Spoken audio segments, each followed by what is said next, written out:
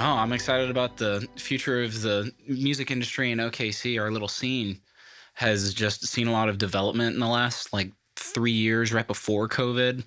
These music venues have like really established themselves, and we've got big names like the Jones Assembly, Tower Theater, Criterion that are bringing these awesome acts in.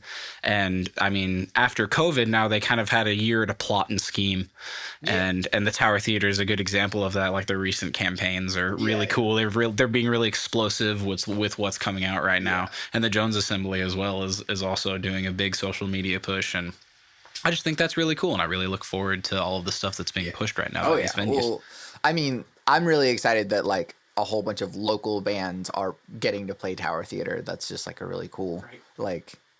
It is a really awesome experience just to play Tower Theater because I don't know. It's, that was my first gig with Johnny Manchild, and I had not played the Tower Theater yet, and it was one of the bigger venues that I've ever played, excluding, you know, outdoor festivals and stuff. Right. It feels different when you're in a closed room with everybody and you can see them really well. And I started the set, you know, just playing out and do a ambient guitar loop.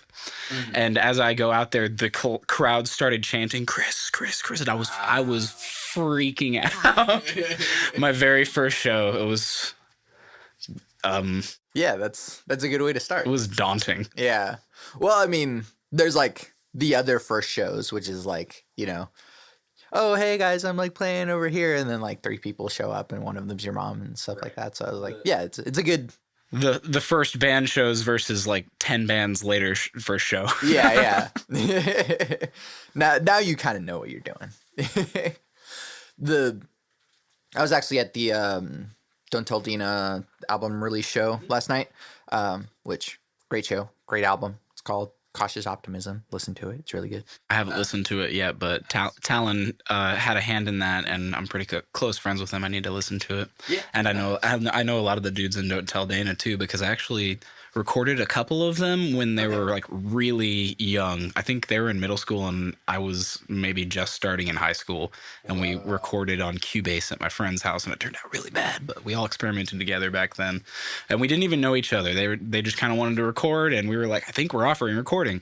Yeah. It didn't turn out, but that's how I met some of the guys in Don't Tell Dana. but that's like, you have to, especially in like middle school and high school, it's like everyone's just kind of like trying stuff. I have this like old ass recording of like one of the first songs, or like the first song I ever like finished.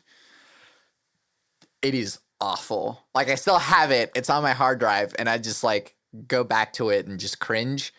But at the same time, it's like, had to start somewhere. And that was like in high school. And it's like, how neat that like I was able to, I think I recorded it in like Audacity at a friend's house. So that's into like one of those like desktop like webcam mics or whatever. Right. Yeah. I had it was essentially like a 1/4-inch input, so you could plug in a guitar cable, and then the other end was a USB input into the computer. And it was just a cable. There was no interface at all. It was hilarious. Yeah, I mean, especially like now knowing like, oh wow, what's a preamp, you know? But anyways, like I was talking to some people about how like, yeah, the music scene, the people in the music scene are really supportive about the music scene. But then like, and this is a topic that keeps coming up on the podcast, is like, how do we get non-musicians to understand that there's a music scene and be as supportive as the musicians are with the other musicians, even though they may not be a musician themselves? There are so many people in the music scene that I feel like enjoy it the same way we do, but don't understand how they can make a difference and be more involved. Yeah. And there's a lot of just like friends, like people's friends that like, oh, I don't do any music, but like I know the guys in this band, and so like I go out to their shows and it's really cool. And it's like, all right, let's take that and like take it a step further and be like, I don't know anything about music, but I like going to shows and seeing local bands, and just turning it into that. Make it a thing, less of a thing that you do occasionally, and more of a thing that is like set, and there's a group of people that all agree, yes, we're set, and we should commit to doing these things. Yeah, because I feel like, I don't know, maybe this is, and I don't go to bars very much, but like in some sense in the back of my mind, I feel like when people like go up to the door and it's like, hey, cover charge. And I'm like, oh, there's a band playing? Never mind. Let's go to a different bar. Yeah. And it's like, why not? Like, this is part of the experience of you going out is seeing live music and local bands. And I mean, yeah, not every local band is like the greatest, but like if you get involved a little bit and check out like what's in the scene, you might be able to know. It's like, oh crap, like I've heard these people's songs on Spotify and like they're really cool and I do want to see them live. And I can support them by paying the cover charges. Like normalize just without thinking supporting your local artists. Yeah. That'd be nice. And then I think the other thing is like, I don't know, like being, I guess it's hard to keep playing the same venues over and over again. Like there's, even if it's like some of the really nice ones, once you play there, like you've played there 5 times, it's like, man, how do I make this fresh? Yeah, exactly. It's not just for you, but for the audience as well. Yeah. And it like cool, maybe, I don't know, there's a weird line too, because there's like the lifers who like play every week or something. Right. And they're it's their job. Yeah, it's their job and they're doing it every night and they do like mostly covers and stuff like that. And it's like, that's a separate kind of mentality from like what we do as original music musicians. Right. Like the band Johnny Manchild and the Poor Bastards hasn't played in a year. Yeah. Like we did a couple live stream shows, and then we have our album release show coming up on November 5th. Yeah. But that's it. Yeah. Like it's because you know we want that album release show to be huge. We want everybody needs to come to it, and there's people driving from out of state, out of country, to come and see us play there. And it's just, I totally forgot where we were coming from with that. Right. But, well, it's like we don't just play shows to play shows. Right. We don't play shows for the money. We play shows for the music, kind of, because we want that to be impactful. Yeah. We're not playing because we need to pay our bills every weekend. It's like that's a different kind of supporting the lifers. Yeah. The people that play every weekend at, you know, that one bar. Yeah. And they play covers and they do it really well. Yeah. Definitely go support them. But then there's also the people who only have like one show a year and they're releasing an album, and please come to that because because no offense to the lifers and the weekenders, but that weekend, come to that. yeah, exactly. Well, and that's the thing too. It's like, I don't know, there's not enough festivals and stuff for like us to, and like festivals don't really pay anyway. So festivals are just a good time. Right. Yeah. But it's like, thanks for the exposure, I guess. Yeah. People die of exposure. But like I don't know, it's a weird thing because like, all right, and for me too, like, all right, I've seen you guys play this set 5 times because it's like, yeah, we're a band and we play shows because we like have to, I guess. Like, why do we play shows? This is the music that we're trying to kind of promote. This is the album that we want everybody to hear. Sorry you had to hear it in the same order more than one time. Yeah, well. Because we played, 2 shows one weekend to another, and we couldn't fit a practice and do a whole new set. Right. But it's like, I don't know. It's weird for the consumer as well, because it's like, yeah, I love this band. It's like, all right, well, we're playing this venue, this venue, this venue, this venue, the same like 5 venues that we always play. And we're playing it like, every other week for the next 3 months. And it's like, yeah, I want to support you, but like, this is just it. I'll keep it fresh. I'll spit a water bottle out in the crowd like the big bands. I'll bite the head off a bat. No, well, that's animal cruelty. I won't do that. Rubber bat. Rubber ducky? Sure. Bite the head off of it. Keep it fresh. Yeah. Very entertaining. Opaque, that jazz group. I was gonna say like quartet, but now it's like a big ass group. They have a song called Rubber Ducky. Rubber ducky. Yeah, I don't know. And it's hard that like every band that you know and love was once a local band. They just eventually got to the point to where they started not playing in their own city. Mm-hmm. And I mean, you guys were about to. Oh man, that was rough. We had just started our tour, and we were packing up the van to leave Oklahoma City, and everyone was in it. And we're on social media, and we're like, "Man, this outbreak is getting pretty bad." Oh yeah, it's in the U.S. now. Day 2, guys, this is not good. And I think we were in Chicago when we were talking about cutting the tour early, and then the day that we left Chicago, it hit Chicago super bad. We're like, is it following us? It sucked. We had to cut our tour like 6 shows early, and a lot of crazy stuff started falling apart on that tour. The shows that we did play were really, really good. Yeah. We got to play in a studio in Chicago, so it wasn't a venue. It was packed. Very, very fun. And there was a part where Johnny was like gonna throw out the set list, and this dude jumped over another dude and like landed on top of him, catching it. It was like a basketball scenario where he's going for the rebound. He just flipped over the other guy, and the guy like caught him and the set list. It was hilarious. That's a cartoonish image in my head. Probably against fire code how many people were in there, but it was a great time. Well, they'll never know. Even though we're recording this That's and fine. putting it out publicly. But I don't know, like... There was another venue that we were supposed to go to on that tour, and it burnt down. That tour was wild. So we really look forward to the next tour that's going to go very well, and there will be no pandemics or epidemics or any demics. Yeah, we're vaccinated. It's all good. We've passed the decade mark, so like the pandemic is over. You know, wait for the next 10 years for the next pandemic. Unless, you know, bioterrorism, you know. COVID-20. Yeah. Oh, man. Well, it would be COVID-21 at this point. Oh, that's right. We already did have a meeting. Yeah, unless it started last year and we just didn't. There's also, like, the new variants and stuff like that, but, you know.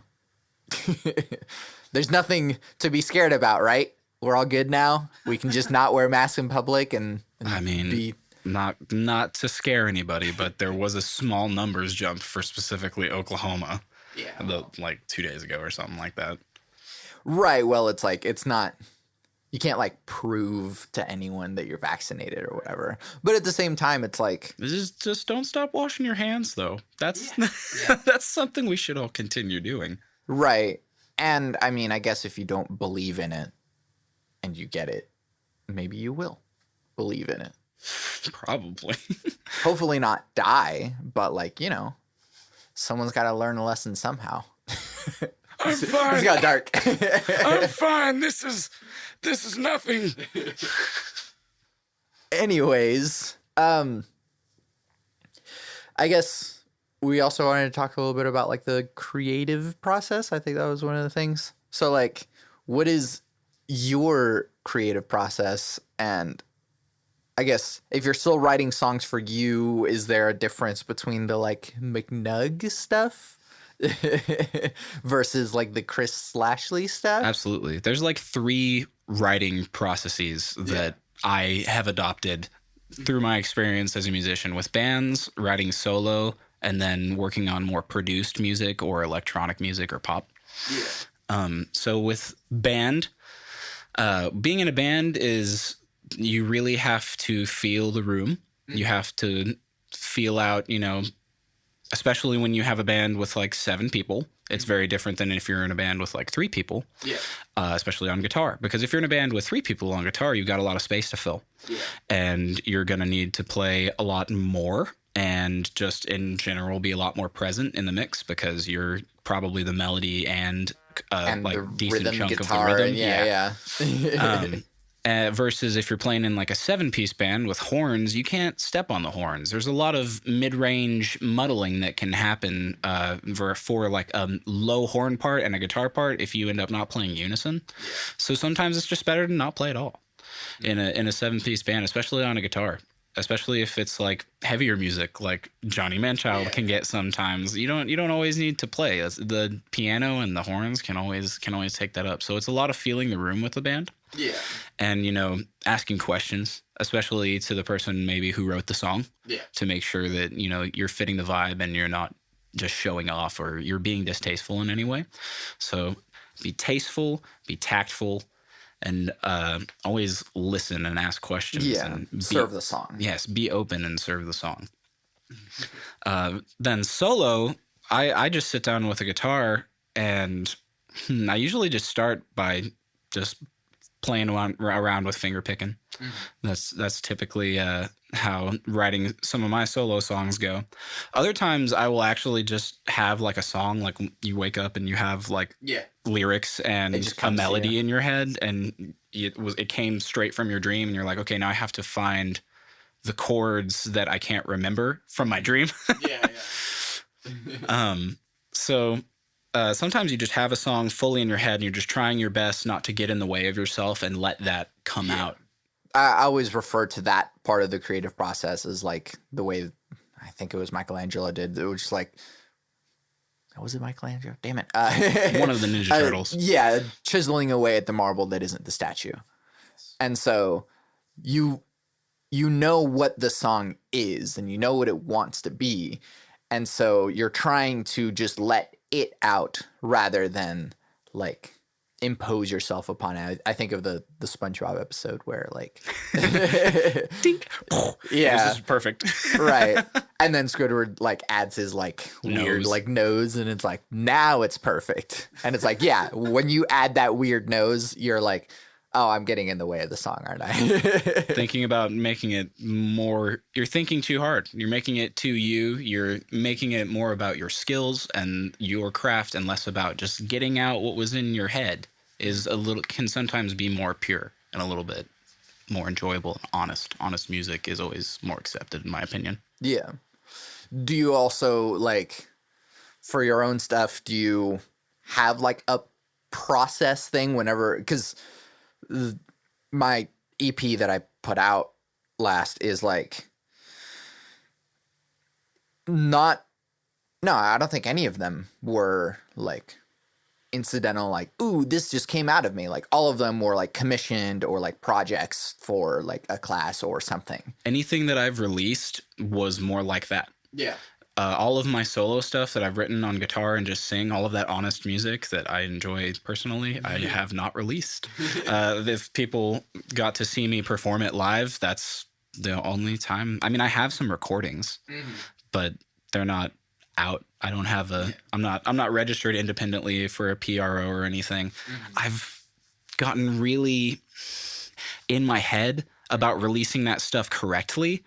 And so I haven't released it at all. Yeah. And it's not even about the recording process. It's about the publishing side and making sure that it's all released this way and that's all on these streaming services that I want it to be on. And because of that, I got in my own way. Yeah, that's the reason why like I'm working on a singer-songwriter / alternative rock album. Like the two things that I have on Spotify right now are all instrumental.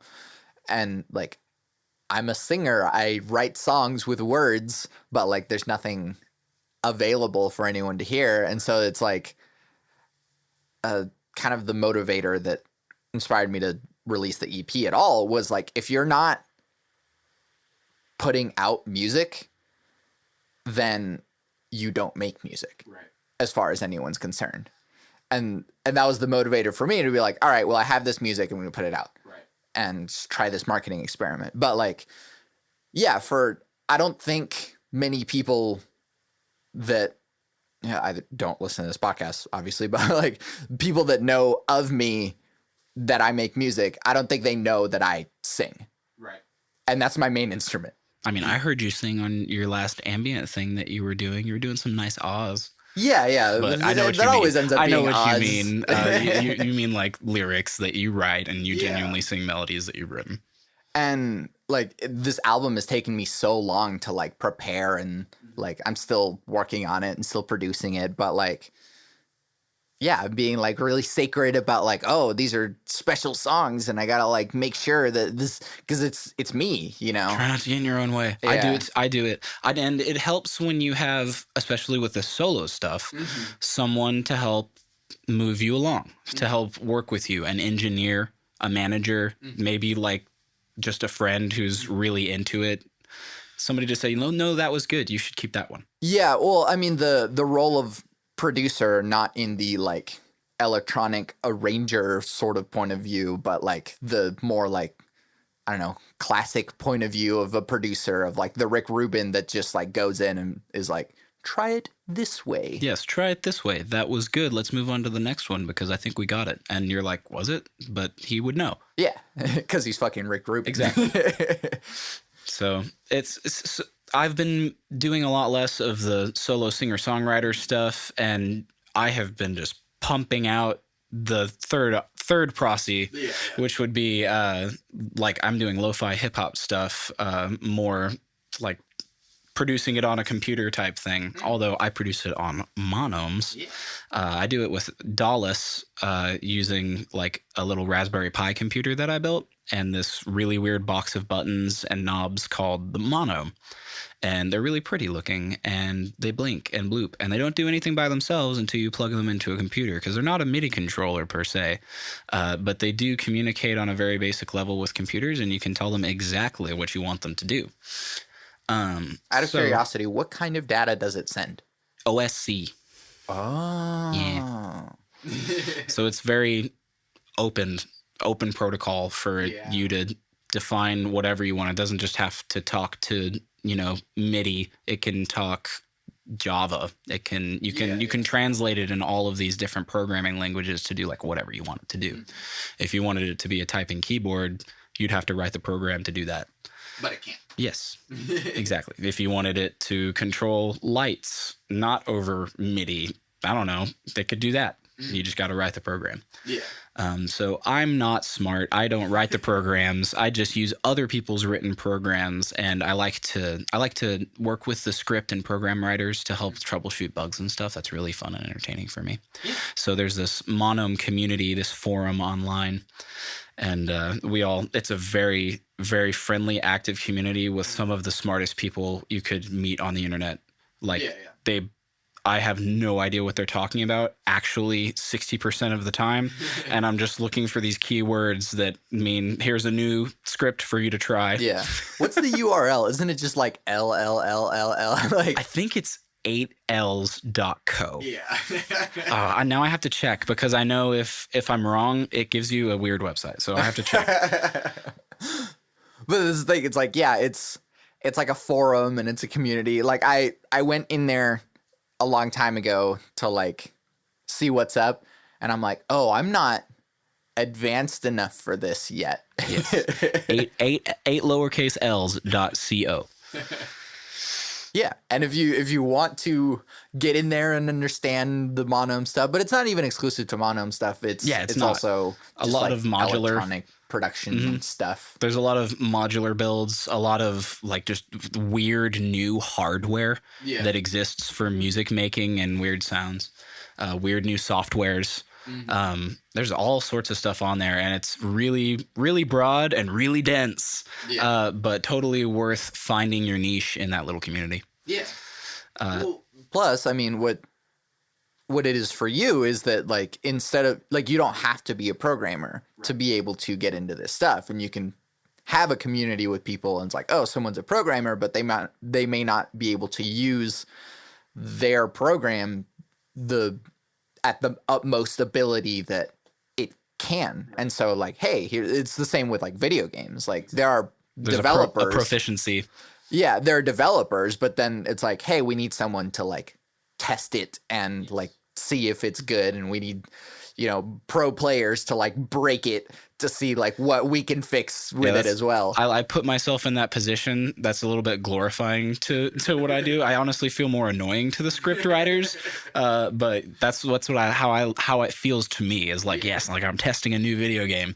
But I feel like to them, it's like, man, this guy messaged me again about this thing not being in time. Yeah. So that's Monome. That's what I use to make my lo-fi hip-hop stuff. Yeah. And that process, though, is always different than being in a band or writing solo, because I almost always start with drums. And I start with like a vibe, like a tonality to the drums or a tonality to like a starting sound that kind of paves the way for the rest of the song. Like, does this song feel sad? Is this song rainy? And you put that vibe into the drums, like before even creating the sad chords. Yeah. So it just has a vibe to start off with, and that's completely different than how I write for the other two ways. Yeah. And the technology itself kind of informs how you're going to approach it. Yeah. Because of the limitations or the barriers that you're going to run into, it has you creatively approach and like problem solve in a way that if you just had a guitar, you would approach differently. Because with electronic music, and especially this kind of electronic music, there's this big decision of asynchronicity, or is it going to be on beat? And how exactly is it going to be on beat, especially for lo-fi hip-hop? Because the beat's kind of supposed to be a little messed up. Yeah. It just should have like a push-pull feel to it. And with Monome stuff specifically, it can be sort of weird to work with the clock/click. Yeah. Because on my DIY little computer that I made, there's no output for a click. Yeah. If you spend good money on the actual Monome Norns, which is gorgeous and this beautiful like brushed aluminum case and a nice screen, and it has its own battery like built in and stuff. It has a monitor output, so you can actually like you could make a click track and it'll come out of the monitor output and it's all separate and it won't be recorded. But on mine, I just have a little 1/8" output, just like aux cord, and that's all you get for the output. And I kind of like that limitation. It makes me think harder. Right. Yeah. And I mean, I was talking to a different friend about this, how like I call it the sandbox problem. Like if you just have access to like everything and anything, you like sit down, it's like, I'm going to make something. And you're like, oh God, what do I make? What do I do? But whenever you have like, all right, well, I'm going to start with drums because that's like what this thing is built for. So, okay, cool. I can do that. All right. What else can I add to it with these limitations? And so having creative limitations can help you be more creative rather than like, oh, cool, the world is your oyster. It's like, I don't want to anymore. Especially with Monome, because when you get one of these things for the first time, you're like, oh, so many possibilities, and your mind's racing. You get really excited. And you're like, what do I do though? Yeah. And you start, you try one app or one script, and you're like, this isn't for me. But it's really cool, but it's not the sound that I'm looking for. And then you're like, okay, well, which one is? Oh my God, there's like 400 options. Yeah. And so you're looking and trying all these different scripts that sound totally different and finding what's right for you and then limiting yourself. Because there are, even within just one script, there are so many endless possibilities of what you can do with this little Monome gear in this computer. Yeah. So finding the best way to accomplish what you need in that moment. The best way to do that is by heavily limiting yourself, in my opinion, because you can be doing drums and be like, oh, this sounds cool, but I want this effect from this other script. And then you kind of get derailed. You go to the other script, you add the effect. Maybe you go back and you're like, it's not, I messed it up.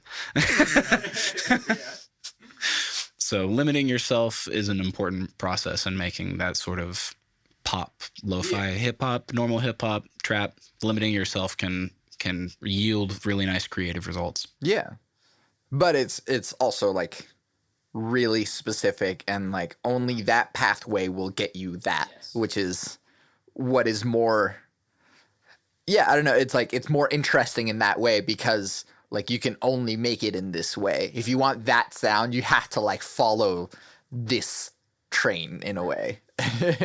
Like sampling drums, like old hip hop style, speeding up the recording and then recording it onto whatever sampler you're going to be using, and then slowing it back down in your sampler after it's / while it's being downsampled, has a really interesting and very specific effect on drums that makes them really punchy and 90s sounding. And that's something that I've found I really like in my lo-fi hip-hop music, and it's a very specific process to get it there. And it's especially difficult whenever you're not trying to like steal drum sounds from some other record, so you like record a drum loop and then do that process. It is a very specific vibe, and like you're saying, only that can yield that. R.I.P. De La Soul's early stuff. I don't listen to enough hip hop. Right. Well, I mean, I've just been making it. It makes me feel bad. No, I mean, De La Soul did that, and then all the record companies went after them for like sampling all the different stuff. Oh, one of the original sampling cases. Yeah, they were one of the original ones, and they got slammed hard. Those darn sample snitches. Yeah. Yeah, now it's like, oh, if you take even like a snare from like an existing record, people will go after you. So it's like, all right, well, guess everyone's using Splice now. I've started for some of my percussion just walking around my house and hitting like my bed, that's a kick drum. Hitting my couch, that's a kick drum. Yeah. Well, I'm just doing more found percussion because I'm like, I want to actually release these songs, please. Yeah. Well, on the on my last live stream, I did like only things that I recorded in. And so instead of using like MIDI instruments or anything like that, I did the drums with my mouth, and I just put it into a drum rack and stuff. And I think it's more fun. Yeah. Well, it was definitely a challenge. It was definitely a challenge, and like trying to get certain sounds out of things that you just put into it. Rather than I just want to be Andrew Wong. How do you do that? How do you like record a tire and it's like suddenly a melody? It's crazy. Yeah, to be able to filter and stuff like that, and editing is part of the magic too. Right, but it's so specific, like you were saying. It's a very specific process to make, this sound that is not a drum sound like a drum sound. Yeah. And there's a lot of different ways to do it, and which specific processes you take really determines like the vibe of the sound, the vibe of the drums. Right, your beatboxing can either be like distorted, like grungy beatboxing, or you can like scoop it out and try to clean it up and make it like softer almost, and just really bring out those drum tones and EQ them out. And then maybe you have something that sounds more like drums and less like beatboxing versus having like really dirty beatboxing as your drums. Yeah.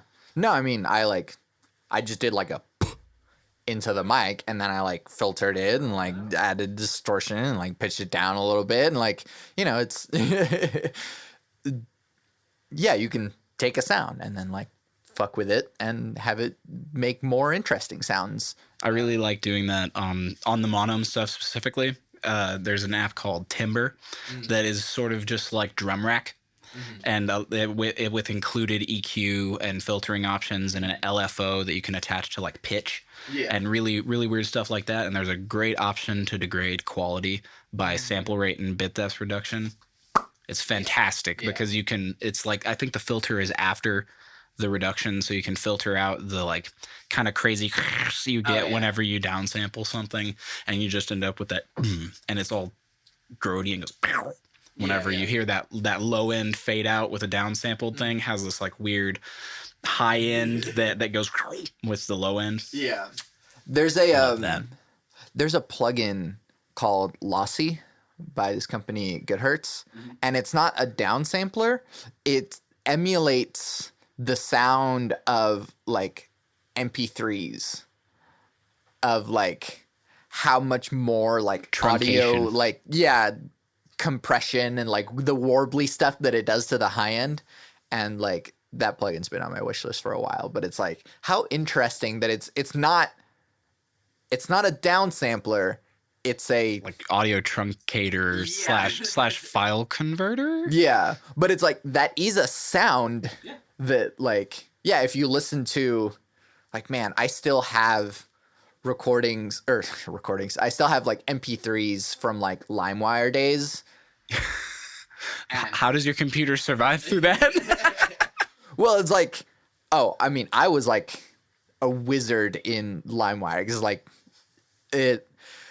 would pull up Wikipedia and like make sure the track links were correct and like make sure that everything was in the right order. I would get like album art. Theft. Yeah, exactly. Like I was really devoted, but like, I was a broke teenager. I'm not going to pay for music. Jeez. I used LimeWire too. Right. I ruined my parents' computer. Yeah, absolutely. Yeah. We didn't like, again, I have two brothers, but like we were surprisingly like good at it. And so there were less viruses than you would expect from LimeWire. But there were definitely some files downloaded that were not the track that they said. And that was a weird thing too, because I remember whenever like I think it was Narrow Stairs by Death God for Cutie came out, I had like, there were like 2 or 3 tracks on there that like were not it. And I was like, why is this so different and like weird and like distorted? And because it wasn't that. But like I like vaguely remember, I don't have it anymore, but like, yeah, that's kind of the weird stuff that you might get through the internet as well, as like fake, this is like a new Linkin Park track, and it's actually like, some guy who like is trying to pimp his own music and has it off his Linkin Park or something. Nice. Yeah. I have Narrow Stairs on vinyl. Do you have a vinyl player or any vinyl records? I don't. Man, vinyl got really weird after COVID. Johnny Manchild and the Poor Bastards did a whole pre-sale campaign to raise money because we really wanted to press vinyl for this new album. And the pre-sale campaign went awesome. We raised all the money that we needed to. And we were talking to, pressing companies about it in, I think it was like February. Mm-hmm. And we were getting estimated times for printing. And we were like, cool, awesome. Little did we know this was just, I guess, mid-COVID, I believe. And the companies were shut down pretty much, but they were still taking in orders and stuff, but they weren't pressing anything. They were all working from home. Mm-hmm. And right after COVID ended, they got flooded by the big companies, by Rumors, Fleetwood Mac, by all these records, these bigger records that had a demand that suddenly now they can get that filled. Mm-hmm.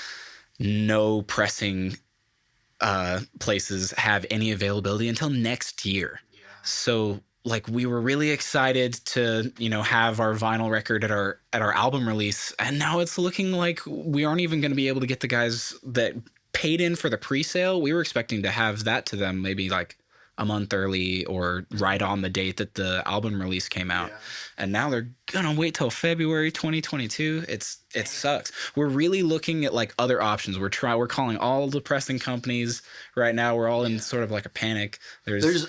I did look into it for Bloom, my first album, and like it is like, if you do like 500 versus like 10, like it is better to have like a bulk, but like there are companies that do like very limited run. Like you can get like 50. These are the people that we're talking to. So there's vinyl pressing companies who will make you 500 copies that are exactly the same. And then there's lathe cut records that will do like, they'll do a run of 50. Mm-hmm. And the reason why lathe cut records don't like to do giant pressings like 500 was because, one, that would take forever cutting each individual record, but two, lathe cut records sound a little bit better. They have a little bit wider of a stereo image, although it's not necessarily noticeable to like I'm got a pretty good ear and I can't really tell the difference between a pressed and a lathe cut record. But it's all the lies that audiophiles tell themselves to like, it's worth it, okay? Adding another 0 to the price tag was worth it. There's science that supports it, but lathe cut records, the trade-off is they are more prone to having like a little defect, to having like a skip built into the record, because the cutting process, and the quality control process of that cutting process, it takes longer. What if there was straight up an earthquake, and during your cutting, you're gonna have a big I old would skip want to right hear there, that right? though. Oh, that would be cool. But so there's room for error with lathe cutting, and with pressing, there's kind of not, and you can do it a lot faster. So we're talking to lathe cutting companies, but I mean they'll only do, and we have an hour and 12 minutes of music on this vinyl. That's a lot. That's a 4 records probably. It's like 2. It'll be 2. It'll be okay. It'll be a 12-inch double-sided bifold record. Okay. Is what we're going for. I'm not sure if we're going to be able to do color or not. Originally, we had planned this. We have this awesome design, like pretty much ready to give the pressing company, but they aren't pressing colored vinyls right now because it takes longer to actually make, like, you know, if you want to do like a speckle or a blend, it takes a little bit longer, and they're so slammed with these big orders that they will not take color options right now. Some of them, you know, maybe an awesome vinyl pressing company will hear this and call Johnny Manchild and the Poor Bastards and be like, "We got you, fam. We will be able to deliver all those pre-orders, no problem." One can only dream. Yeah, no, I haven't gotten into vinyl because it will inhale my wallet. It definitely does. I mean, I got a new record player, and I'm like, sweet, I spent like an absorbent amount of money on my birthday for this new record player, and it's like got a carbon fiber tone arm and all this crap. And I have like 50 records. Go to Guest Room Records. They got an awesome selection, and they have local artists on vinyl too. Hopefully our vinyl record will be available at Guest Room Records. Yeah. And you know, I dropped at least $200, and I didn't get that much music. I just got some of the really good ones that I really wanted and are actually kind of expensive. Yeah. So.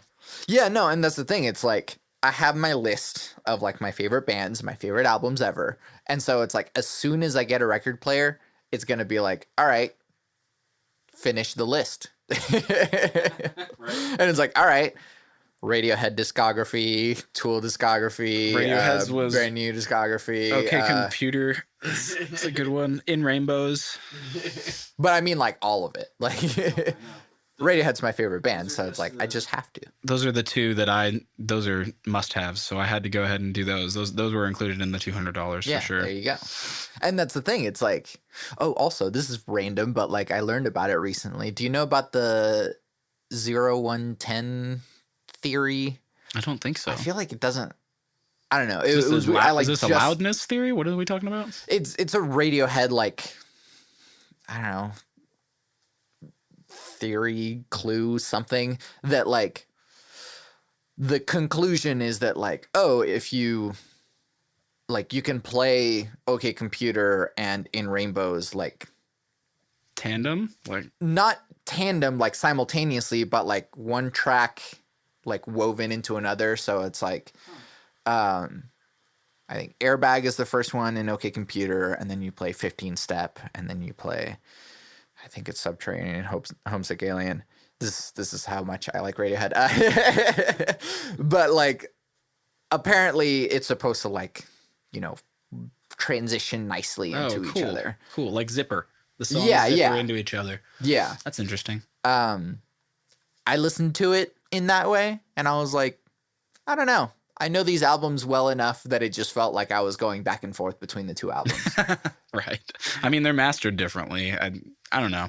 Yeah. I feel like audiophile style, you would notice something that like separates them.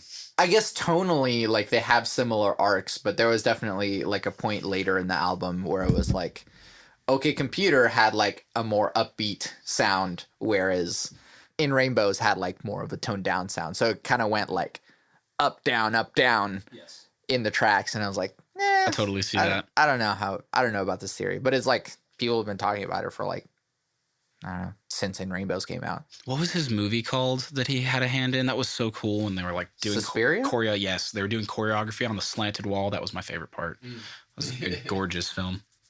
I'd watch that again. I need to. I need to watch all of Paul Thomas Anderson's films as well, that like Johnny Greenwood scores. Because I have a kindred spirit with Johnny Greenwood, because it's like, yeah, he like started in rock world, but he like does a bunch of classical stuff too, and like that's kind of where I'm at. So I relate to him a lot in that way, even if I haven't like listened to his. I have a weird thing of like I don't like listening to scores of things that I haven't seen yet, or like there's a bunch of like video games as well that I have on my like wish list or that I haven't like played yet. And you want to experience the music with the game. Yeah, totally. I understand. And so it's like, oh yeah, I love this game soundtrack. And it's like, I will enjoy it once I finish the game. I feel that. That's how I felt about Hyper Life Drifter. And to separate yourself from that and listen to it differently, I don't know, you like remember that moment. You're like, oh my God, this is the part where I was dying a million times. And then you're like, oh, this is actually a great song. So I shouldn't have been so mad. Right. Well, not every game soundtrack is that good, but like, and that's a weird thing, is that like, if the soundtrack works well on its own, what does that say about the game or the soundtrack? You know, because sometimes, yeah, there are game soundtracks that are like, all right, it's just kind of backgroundy music, which is fine. Or like, straight up annoying. Sure. Some video game soundtracks I would not listen to apart from the video game. But like, yeah, Disaster Piece is the composer for Hyper Light Drifter. He's one of my like video game music idols. You told me his awesome story last time about how I didn't know that he had heart disease. The developer, like the main guy, not the composer. Oh, I'm sorry, that wasn't the composer. That wasn't the composer. Yeah, for those of you that don't know, Heart Machine, the game developer that made Hyper Light Drifter, the main guy, I don't remember his name, but like the game director, he actually has a heart condition that like basically the doctors are like, hey, you may not have a long time to live. And so like he's, you know, had to have like surgeries and like medications and stuff like that for his like severe heart condition. And they built that into the game. And that's the main character's like thing. Yeah. And that just blew my mind when you told me that, because I played through the entire game and the poor guy, he's in this dystopian future and he's coughing stuff up as like, that's like your cut scene. Like you've made it to a new area and he's like, oh God. And he's hurting. And then, oh my God, Santiago told me that the director of that video game has that condition, and he has a heart condition where he'll like sometimes cough up blood. And it just got me. And now he's infinite in an awesome character that saves the world in his video game world. I just think that's amazing. Yeah. Did he save the world, or did he just kind of... I mean, I guess spoilers, but... he beats the big boss, right? So... Yeah, I guess. He did what he could. He lived a very full life in that video game. Yeah. I mean, I could go on about video games, but like... but that's actually talking about games and music creation. That's sort of what he achieved. He lives on forever in that video game. That's definitely what I achieved with trying to record and like deliver music straight from the brain to the ears, right? But recorded so it lasts forever. Yeah, exactly. There's kind of how we were talking about like the different avenues of creation. One reason I'm so interested in video game music is because of the like dynamic aspect of it, that whenever you're playing a game, the music changes with you. Right. And sometimes it's on the depth of that can get so intense when you have like games like I think Call of Duty did this. They do like surround sound stuff. Like you can hear where like a mortar or a bullet that whizzed by you is coming from. Yeah. That just to establish that like each one of those bullets is an individual item in the game, and each one of those individual items has an audio clip that goes with it, and each one of those audio clips has a location relative to the item. How do you do that? And it goes whizzing by you and you can hear it. What? Mind blown. Yeah, yeah. Like I really want to know that process. Yeah, if you've ever played a game with either surround or headphones, if you have like a third-person camera, you can like spin the camera around you and you can hear all of the sounds spin around you. Yeah, it turns with your camera, and that's just mind-blowing. Yeah. And that's just like a clever bit of like collaboration between programmers and audio guys. And it creates this immersion when you put headphones on and you're playing a video game. And I'm just, if I do that, you're not going to get to talk to me for like 2 hours. I get really, really sucked into video games. My wife hates it. I am 100% sure. And of course, I like yell at my video games too. She hates that. I video game like people like what, like Bedlam, like OU versus OSU. That's how I video game. Like, don't do that. Oh my god, yes. I heard you have some Smash skills. I love to play Super Smash Brothers. I've been playing Super Smash Brothers since 64. My half brother, he had like an NES, Nintendo Entertainment System, and I was not into it. I would get mad at those games. The 2D aspect of it really frustrated me, and I was never good at those kind of games. And then Smash came out for 64, and I started beating my half brother, and I was like, this is it. This is my jam. And I played it up to Melee. I wasn't very good at Melee, but I really liked playing it. I played it with my friends all through middle school and high school. Yeah. And then Brawl came out, and nobody enjoyed Super Smash Brothers. Nobody wants to trip. Why would you just want to trip around the stage? Like, there's no bananas, and you just fall. But it was actually really cool. You know, Snake and Meta Knight, first time in that video game. And then Super Smash Brothers Ultimate came out for the Switch. Man, I've put more hours into Super Smash Brothers Ultimate than any other video game in my life. Unfortunately. I'm not bad at it. I could probably like play it competitively because I'm that big of a nerd. At work, if I have downtime and I can like listen, I smash like people enjoy sports. I listen to Smash tournaments while I work at work sometimes, and just to find out who wins, and then if something crazy happens, the commentators know it. I'll like go back and watch it. And I mean Donkey Kong. Okay. And Ultimate. I'm not bad with a few other characters. Like I love Captain Falcon because he's so hype. Who else do I play? I really like Pyra and Mithra, the latest. Yeah. Well, I guess now we have a new Tekken character. Yeah, that's the newest. So I'm not familiar with that character at all, actually. Like I guess he's like a demon kind of guy, like half demon, and that's news to me. I've seen his character a lot, and I was like, oh, he's real angry. But I like Pyra and Mithra a lot if I need to play somebody faster, because she's really fast and she's really strong. She dies kind of early, but I really like characters with survivability because I just have studied DI in every one of these games. I just like to know how, why did you live from that? I'm a huge Smash nerd, and I play DK. Take me on. My name's McNug online. And then my username for Nintendo Switch is CLASH // Nice. Add me. I'll be your friend. Yeah. Did you ever play Project M?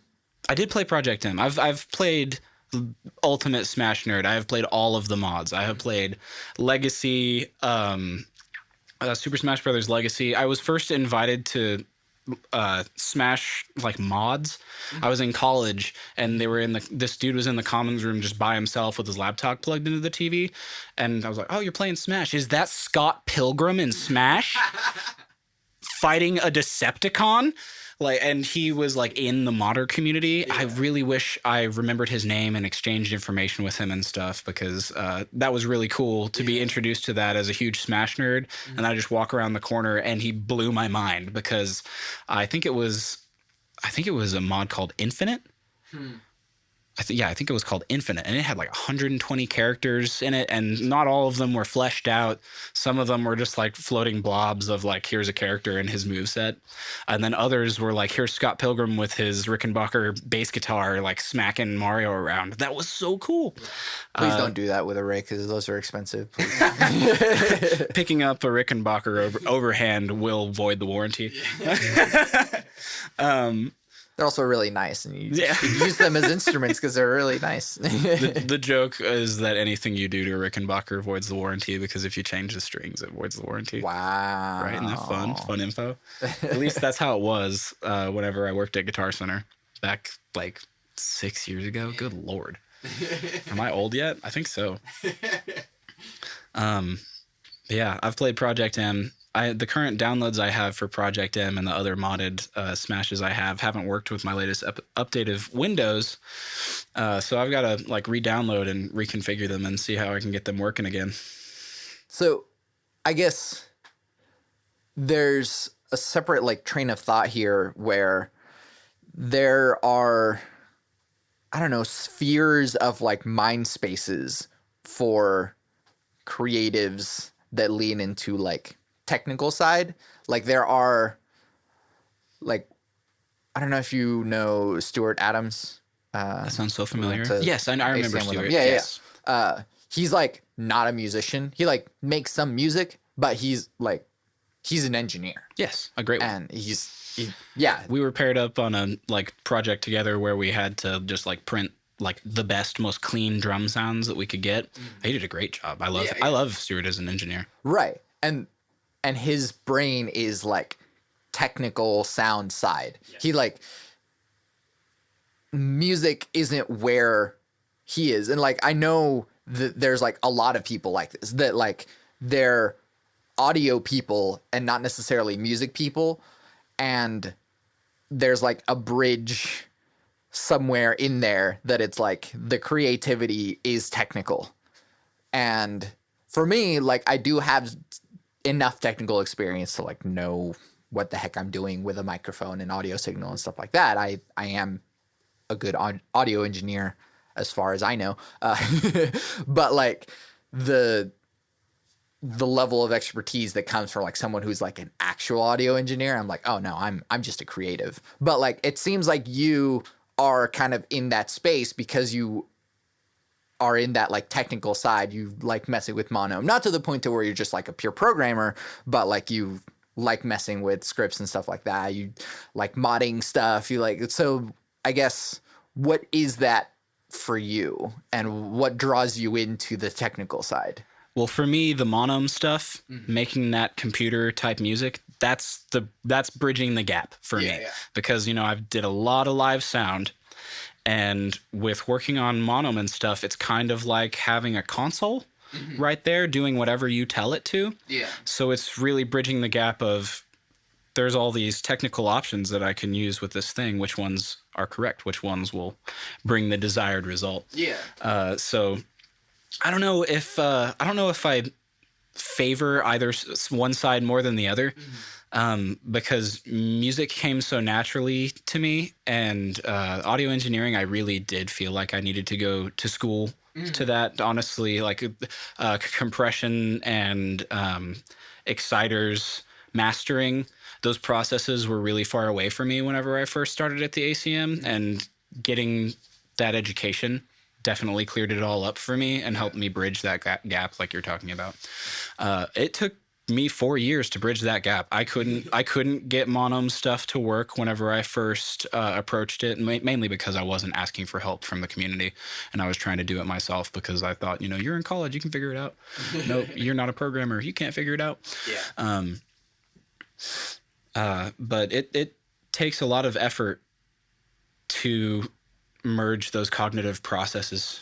Yeah. I don't know why I really wanted to so bad. I really like acoustic electronic, like taking, like we were saying earlier, what I said was so fun to me is just taking real sounds and making them into almost like an electronic style drum thing. Yeah. And that acoustic electric, taking acoustic instruments and maybe not turning them into drums or anything like that, but maybe just like really affecting them super weird. I love that sort of stuff. But when you're like, that's a guitar. Yeah, exactly. Right. Cause, and I'm kind of more on the creative side of it, to where like I know sort of concepts and ideas and emotions and how to kind of like approach them in a creative way. But like once stuff gets too technical, my brain starts just like checking out. Like, and I feel like I have a good grasp of the technical side. I don't necessarily address it very often, mainly because some people won't. There's a lot of terminology that happens, and sometimes there's a communication gap. And if you keep it a little bit more broad and simple when discussing things like, I don't know, how you want the vocals to sit in a mix. Yeah. If you don't get like super specific with it and you just kind of let this technical person who is adjusting the vocals, take his approach to it, it can yield better results because you're letting someone go through the processes that they know versus expressing a super technical thing that you want. And this actually comes from experience in the studio where I'm like, I really want to hook up my mono and do these things. And the engineer I'm working with is like, well, what do you want to do? I'm like, well, I want to hook up my mono so I can reverse all this stuff and I can bit crush all this stuff. He's like, well, let's just slow your roll and talk about the musical thing you want to accomplish. I'm like, okay, I want reversed bit crush guitar. He's like, there's a thing plugged in for that. Yeah. It's like, okay, well, we'll use that instead of taking 30 minutes, 45 minutes running a send, setting up my mono, making sure that it like sounds right. There's multiple ways that a technical person can accomplish something, and sometimes it can be more productive for you to let them do that. Yeah. Versus being let the musical side work for you versus letting the technical side get in your way sometimes, and vice versa. Don't let the musical side get in your way because you're trying to accomplish something technical. Yeah. Right. And I mean, I also have a lot of technical brain as well. I mean, music theory is something that like I've had a lot more like training on, and so like I can approach music theory in a very like technical mathematical point of view. Whether or not it actually accomplishes something is a different thing, because it's like, yeah, you can approach something from a very technical point of view, but if it's not yielding you any results, then it's not actually helping. And so maybe take a simple approach and see if you get those results you yield, or maybe you take that simple approach, but it's not translating to like the recording, but maybe taking that simple approach, getting the idea down in the recording will help you accomplish your final result. Yeah. There's something about like, so I kind of have two creative processes, and one we already mentioned is sort of like chiseling away at the statue, chiseling away at the marble that isn't the statue. But then there's the other side, which is just like, I know the building blocks of music, and I know the building blocks of writing, and I know the building blocks of this. So if I like run it through a process, yes, it will achieve a thing. I've got these bricks, let me lay them down and see how they fall. Yeah, so like I do that a lot too. Like you'll take a sound and be like, cool, this is a cool sound, what if I like sequence it like this? And so it's just sort of, it's not coming together because it was in your head, it's coming together because piece by piece you're putting stuff together, literally. Yeah. Like usually in the DAW.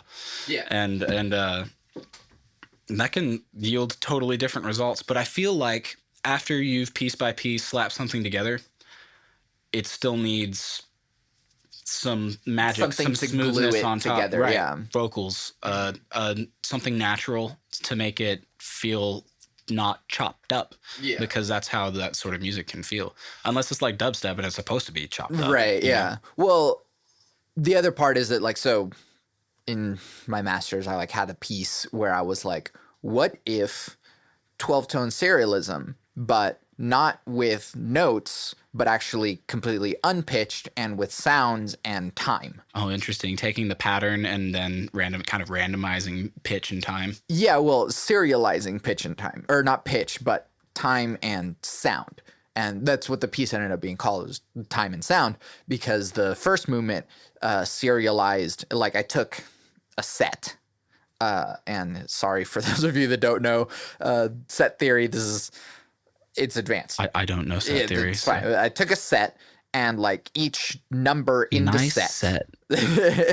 A set is so in set theory, and the musical scale that we use has 12 notes in it. So in serialism, you take all those 12 tones and you pick an order, one of the many orders that you can permutate in it, and then you can transpose it, you can reverse it, you can invert it. And so like, if we're going from 0 to 2, which would be like going up 2 half steps, we can invert it and go from 0 to 10. So I do this like every single time I make a lo-fi hip hop track in fifths, but I just didn't know it had a name. So yeah. set theory. Sure. Well, kind of. Well, serializing set theory. Yeah, well, serialism involves like all of the notes in a set or all of the numbers in a set. This is just math now. Sure. So you take a scale. Yeah. And then you can pitch it up like a fifth and it still sounds great. Yeah, exactly. Or you can reverse it, or you can... The monome's really good at that. Yeah. Because you record into a buffer, you have your scale, and then you can... Yeah. And then the buffer works for you. You can reverse that buffer. It works like tape, and it also works like a drum rack with pitch and filtering and stuff. So, yeah, I do that in like every single track and did not know it had a theoretical name. Right. Well, and then there's... So the thing is that when people do that in serialism, it's usually with pitches. Right. And so it's like, oh, we have this set of notes and this is the order that they go in. And every time that all 12 of those notes are played, then we will restart that sequence. And like, yeah. And that's the serialism part of it, the order. And so I did that with like the numbers mean different things now. Instead of pitches, they mean a length of time. Okay. And so 1 equals 1/16th note and 8 equals 8/16th notes. Cool. And so... Real short stuff. Yeah, I had a set of numbers. Do they carry over each other? And each one, like, because of the different ways that you can permute the set, it would generate different rhythms. Okay. Do they carry over each other, or are they gating each other? Well, they were just setting the time. And so like, because it went, let's say like 1, 7, 2, 5, 3, then it would be like a short note, a long note, a short note, a long. So like that would sort of, it would total out to be the same amount of time because the entire set would add up to like. But are your notes choking each other, or is your half note and... Well, they would go after each other. Okay, so they're not. They're in order, and you're permutating your rhythm, and changing the rhythm is changing the composition. You could like carry over bars, et cetera, et cetera. Yeah. And that was really difficult for humans to play. They did it. Those percussionists did it. Counting like really crazy. Well. And I had like... Each hand was playing a different instrument. Polyrhythms. And so they had like a staff. They had 2 staves that they were looking at. Yeah, one hand was doing one rhythm, the other hand was doing the other rhythm, and they freaking did it.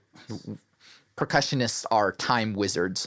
And then the second movement was like with sounds. And so it's like now instead of doing durational sets, the number chooses which sounds happen. And so it's like this one was snare, this one was tom, this one was crash cymbal, this one was splash cymbal, stuff like that.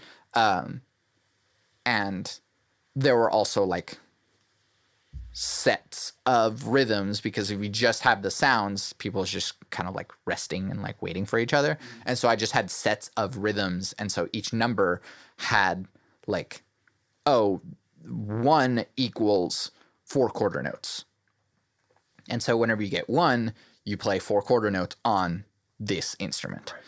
Right. On this sound. Yeah. And so all of that is to say, like, it wasn't fun to listen to.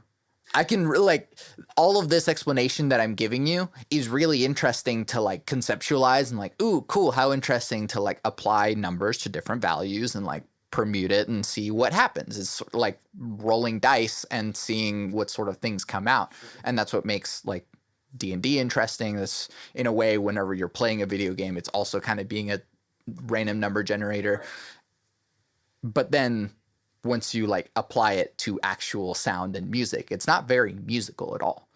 It needs some, that's kind of what I was talking about earlier. Yeah. It needs something on top to glue it. And honestly, that's all it needs. If you have this choppiness, if you have this randomness, all you need is like 4 on the floor. Yeah. And you're locked in. Yeah. You know, and that can, then those patterns have a base. And I'm not saying you should have put 4 on the floor. Obviously that was like a very cool like we were talking about earlier, like an acoustic electric experiment where you're like writing electronically and performing acoustically, which is very, very cool. I'm into that. Right. But like that's why people are so like disillusioned with academic spaces, is because stuff gets so like up its own ass that Yeah, I was gonna say in its own head, but sure, a little too meta. But yeah, up its exactly. own ass too. It can feel pompous in that right. situation. If someone who just like, oh, I like Billie Eilish and Olivia Rodrigo, and then they like walk into this concert hall, and there's just like these weird rhythms are happening with like percussionists like robotically playing this weird thing, and they're like, nope, I'm out. Avant-garde enough? Yeah, exactly. And it's, I mean, like you were talking about like some of those people in the Lines forum are like, yeah, they're doing cool, weird, avant-garde, electroacoustic type performances. Almost like noise, like not even like, is this music? Yeah. And it's like, it's cool in your head. Right. And then you look at the audience and you're like, oh, none of them are having a good time. Yeah. Well, they actually are, though. They're there to enjoy it. But sure. Even still, it's not like you're going to be like, woo, yeah, at the end. Yeah. Do another one. Okay, that was 30 minutes, but all right. Yeah. And once you go like too far into the technical side, you like lose the heart that kind of... You start to lose some of the honesty because it's all technical. Yeah. And so it's interesting and it's neat. And the passion kind of comes from like creating it and conceptualizing it and like discussing it and putting it together.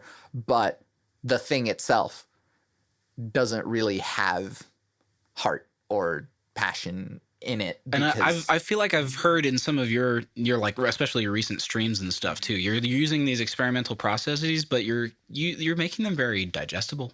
Sure. You know what I mean? You found a way to make them a little bit more palatable just to the listener in general, while still using these really interesting approaches. Yeah. It's also like, because it is a performance type brain, I'm trying to, instead of like, ooh, what would be an interesting idea? My brain is going, what will work here on the fly to just add to the sound and make it just keep going? And that's a different brain space too, because like you could just have like a full on like creative session, which does involve just like, boom, no, I don't like that sound. Ding. Maybe going through the file. Yeah, it's just like it's picking through the sounds and being like, all right, I like that. All right, let me try this thing. That's 90% of a producer's life. Right, exactly. Unfortunately. Yeah, but I don't want to do that to people, and I don't want to, like, it's not interesting to watch exactly for many people. So you want to have something set up that will yield itself to build up and continue, that you can continue to work on in interesting ways that aren't just, this is the sound, here's where it's going to go. Right. Last thing, what's something that you're playing, listening to, watching, reading that you want people to know about? Well, I guess I'll give my answer first, which is I'm still rocking Ben Levin. It is really good. Ben Levin's music and videos are very creatively inspiring. Him and Adam Neely recently did 2 albums, actually. They did 24-hour live streams, and they made albums in 24 hours. And like full composition, songwriting, production, recording That's very in 24 impressive. hours. All the way to mastering? Not mastering. Oh, okay.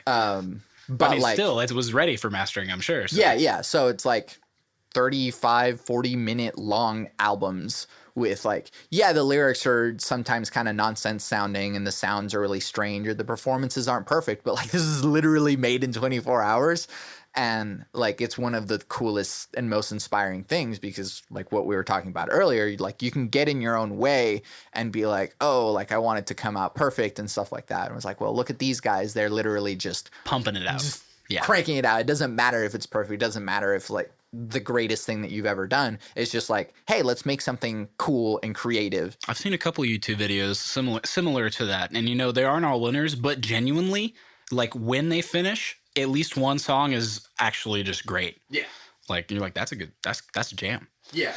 And maybe the others is like, this techno trance song, not my jam, but the other one that you did, that came out really well. Yeah. But yeah, Ben Levin's been my jam for a while and inspiring and all that stuff. New things that are coming out. Well, Monum, since we've been talking about them, did just release a brand new 128 grid. It's really bright white LEDs that are variable brightness and really small, tiny aluminum case. And if I remember correctly, it's like less expensive than the previous grids. Well, it's still kind of expensive. I think it's like $500, but I mean, for the open sourceness of it all, if that's something you're into, then that's pretty awesome that it's cheaper than it used to be. I've thought about it. I've thought about getting it.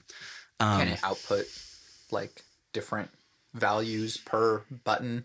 Yes, it outputs different values per button. It's kind of like what it outputs, serial OSC. Like if you plug it into your computer and you hop on the forum and you open up like Max for Live. That's one of the programs that works with it very, very directly in a good user-friendly way.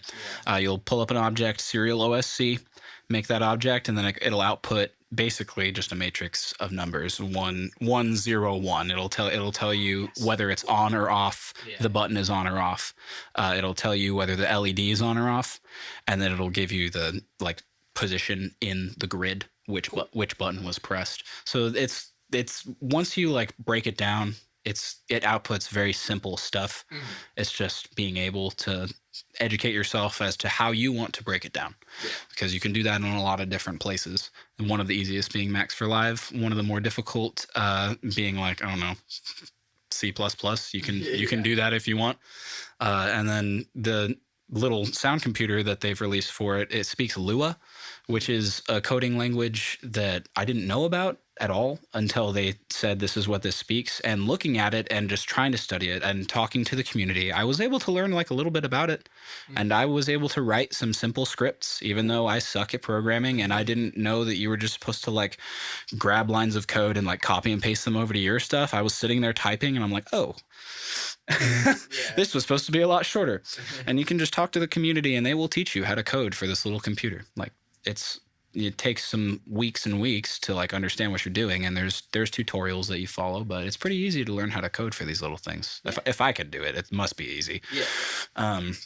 So Mono, awesome company to support, and they've got some new stuff that just came out. I'm really, really proud of the two people that I used to be in a band with, actually I guess 3, because Linka was also in the Dulcets for a short period of time. And Linka and Jason Scott and Mallory Eagle have all just kind of taken off on their own. And I'm not bitter about it at all. I'm so proud. Mallory is doing fantastic things for the female community here in OKC and really doing a great job of collaborating with other female artists. And Jason, he's going out to like random bluegrass and country festivals, and he's getting all over the place now.